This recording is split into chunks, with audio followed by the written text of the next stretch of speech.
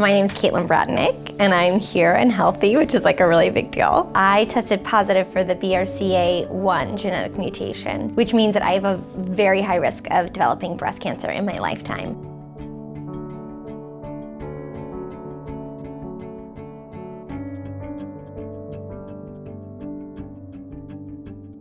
I got tested at 25 because he's the only surviving person in his family. They've all died of cancers, both parents and both sisters. I was about to lose my insurance, so I was like, okay, fine, I'll go get tested. And I went in to see if I had a gluten allergy, and they were like, no, you should really get tested to see if you have like this breast cancer gene, as they call it. And so I tested positive for BRCA1. When you are high risk, when you're BRCA, your medical folder gets red tagged and you kind of go to the head of the class. So that meant that not only did I have a mammogram when I was younger than the average woman, but I had this MRI where they put a contrast dye in you, and then once the dye's in your body, you do an MRI and then they can check and see if anything's off. Then you have to wait for like other information, and that whole process of like sitting in a hospital, waiting for an MRI, having all of it just like really freaked me out. And I just didn't want to be in that center. I didn't want to be next to cancer patients because I felt horrible. I felt guilty that I was taking time away from them. So I just ran away from it completely. The whole thing, I was like, okay, I'm not getting surveillance. I hate my breasts and they're really affecting my body, my self-esteem, and I'm pretty miserable.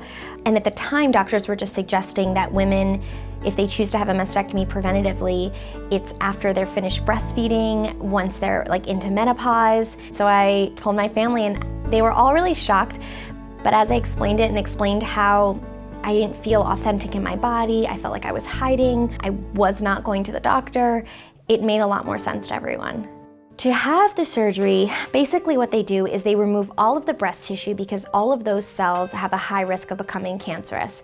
And for that, they remove all of the breast tissue, but they don't go into the chest wall. Your pec muscle stays intact. You can choose to rebuild or not to rebuild. And I did not know what to choose. So for me, I wanted to go really gradually because I could not choose. Like I had no concept. I knew I wanted smaller breasts, but like I was sick of looking like a Russian nesting doll. I wanted to look like a Russian ballerina. Like I just wanted to feel like light and easy and like fun, but I also had no idea what I was doing. And I actually had to convince a couple doctors that this was the right decision for me, that it was giving me a lot of anxiety with my now husband. Doctors told me that I had like a less than 1% chance after I had my surgery. And I think it could change based on women keep their nipples or not keep their nipples, but they told me less than 1%, which was great.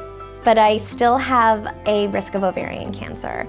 And with this mutation, I have an elevated risk of pancreatic cancer and melanoma.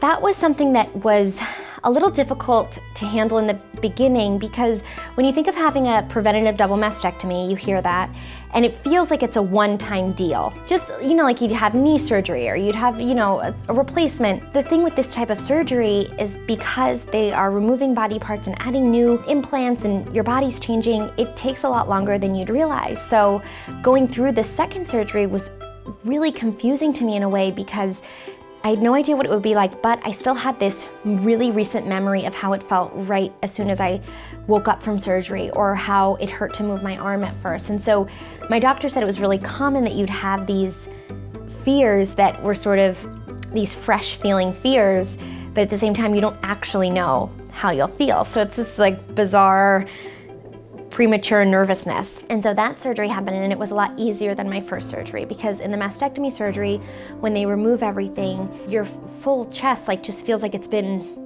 ripped apart, which is like, it sounds disgusting, but you're fine. It's bandaged, you're on meds, it's okay. But your chest, your body really feels like it was like assaulted, like it really has to heal. And in the second surgery, it's a little less so. There's less movement of the muscles, there's less things that have to rebuild. Also, when you have surgery like this, when they remove the tissue, they also like sever a bunch of nerves, so you really don't have any feeling in your breasts.